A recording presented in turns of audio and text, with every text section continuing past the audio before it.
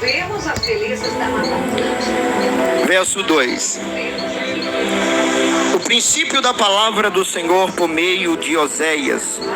E o Senhor disse a Oséias: vai, toma para ti uma mulher de prostituições e filhos de prostituições, porque a terra cometeu grande prostituição, afastando-se do Senhor. Só a primeira parte do verso 3. Então ele foi e tomou Gomer, filha de Diblaim. E você pode dizer amém? Glória a Deus por isso. Irmãos, esse texto que nós lemos, ele vai trazer para nós a história de um profeta, que Deus deu uma ordem, que Deus olhou para ele e disse: olha, no princípio das minhas palavras, antes de te constituir um profeta, é necessário que você tenha experiências com Deus que te chama. Quando nós olhamos para os profetas da Bíblia, você vai perceber que todo aquele profeta que Deus levantou, Deus permitiu, Helena, que por um período eles viessem passar por grandes experiências para testificar o peso da palavra que o céu estava confiando na boca dele. Porque aqui já fica uma reflexão para nós.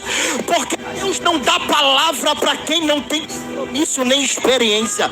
Deus não dá palavra para quem não tem compromisso nem pés firmado com aquele que o chamou. Por quê, pastor? Porque quem é aquele que Deus chama vai ter que ver o que Deus vê, vai ter que sentir o que Deus sente, vai ter que colocar a mão aonde Deus coloca. Por quê? Porque quando Deus chama, está chamado. Quando Ele capacita, está capacitado.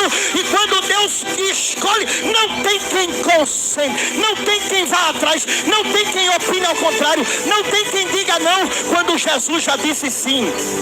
Então o profeta da Bíblia, e que Deus chama, ele automaticamente mostrava como a nação de Israel, e para qual nação, para qual período e para qual região específica cada profeta iria profetizar.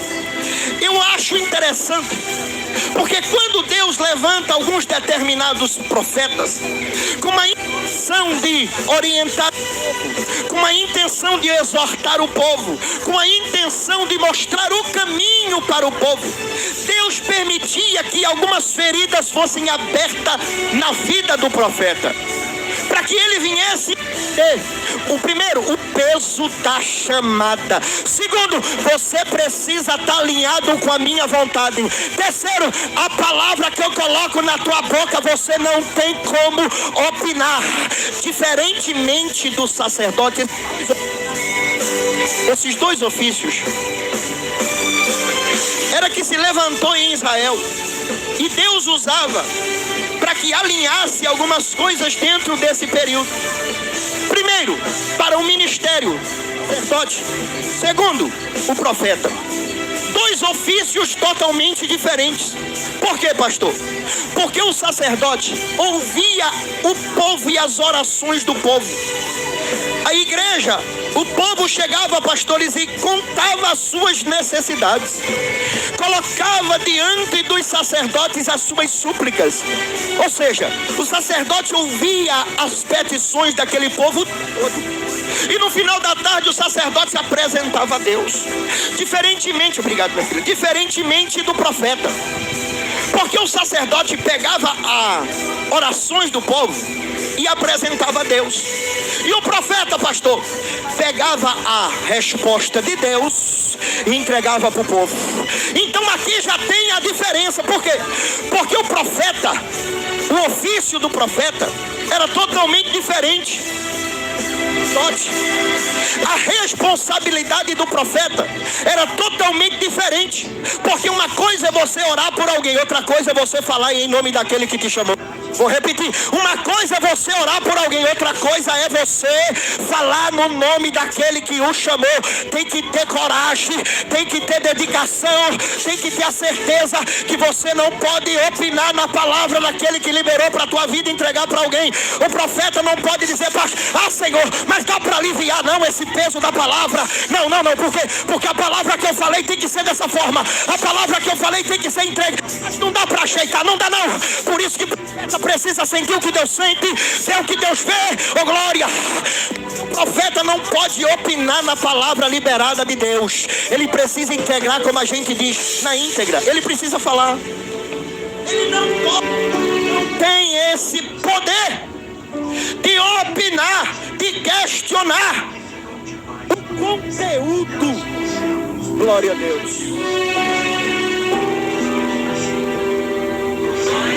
O conteúdo da mensagem, o profeta não tem direito de questionar.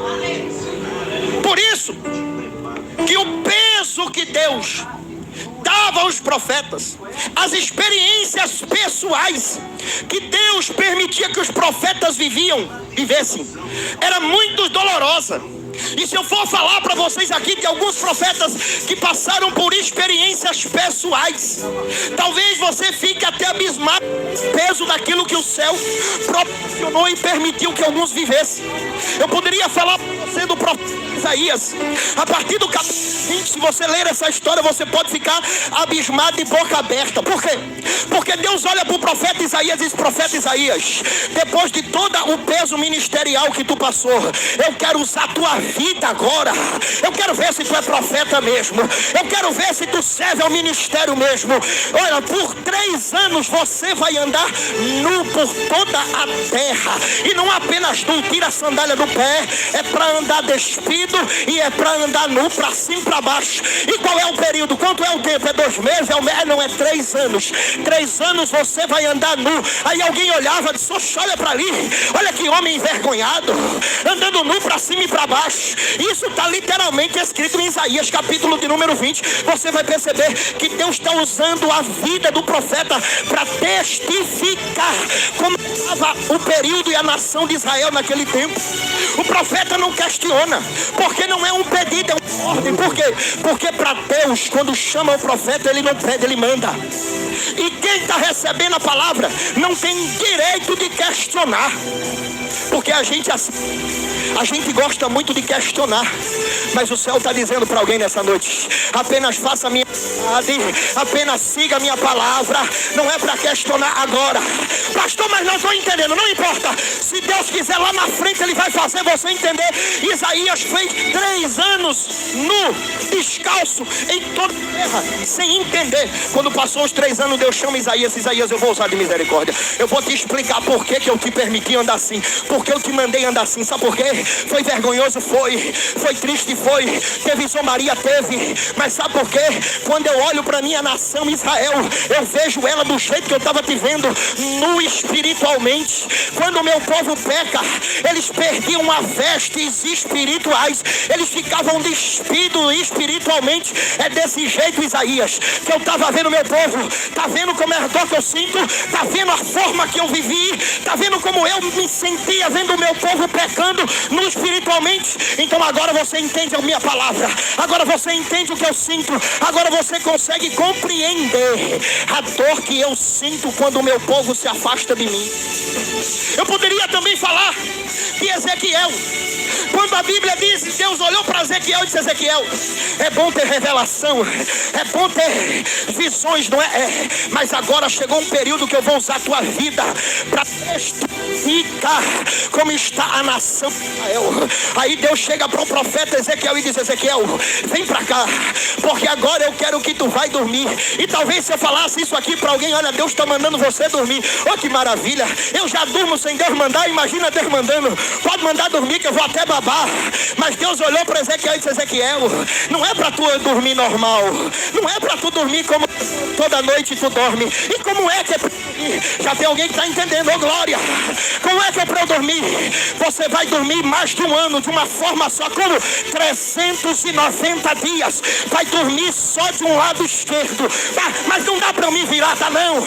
Mas não dá para eu me mexer, dá não. É 390 dias deitado do lado esquerdo. E sabe uma coisa? Quando passar os 390 dias, eu vou deixar tu virar. E a prova vai acabar? Não. Agora você vai virar para o lado direito, vai dormir mais 40.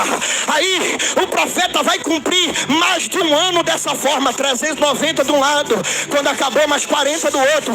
Quando acabou o período, quando acabou o tempo, Deus olhou para Ezequiel e disse: Ezequiel, sabe o que foi isso que eu permiti que você vivesse? O quê? É para mostrar para você como está meu povo. Meu povo é assim, uma hora está de um lado, outra hora está do outro. É um povo difícil de entender. É um povo cabeça dura, rapaz. Uma hora ele está de um lado, outra hora ele está do outro. Eu mostro para ele que sou Deus, eu mostro para ele que sou o que sou.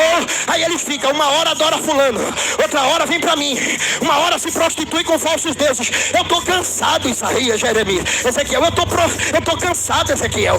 Mas deixa eu te dizer uma coisa, o meu povo é cabeça dura, mas é meu. Eu não sei, mas ele é cabeça dura, mas eu escolhi assim mesmo. Diga para alguém, diga, você é cabeça dura, mas diga, você é cabeça dura às vezes, mas o Senhor te escolheu fazer o quê? Ele sabe que você é cabeça dura, às vezes ele sabe que você é só o sangue de Jesus, mas ele te escolheu assim, fazer o quê, né?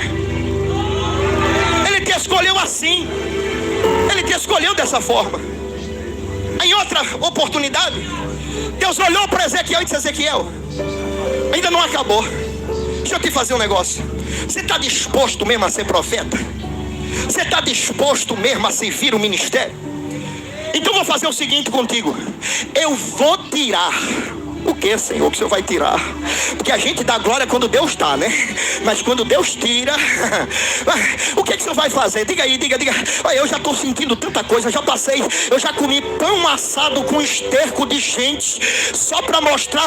O Senhor mostrou para mim qual era a comida que eles iam comer no exílio. E o que ainda tem mais, porque profeta tem que ver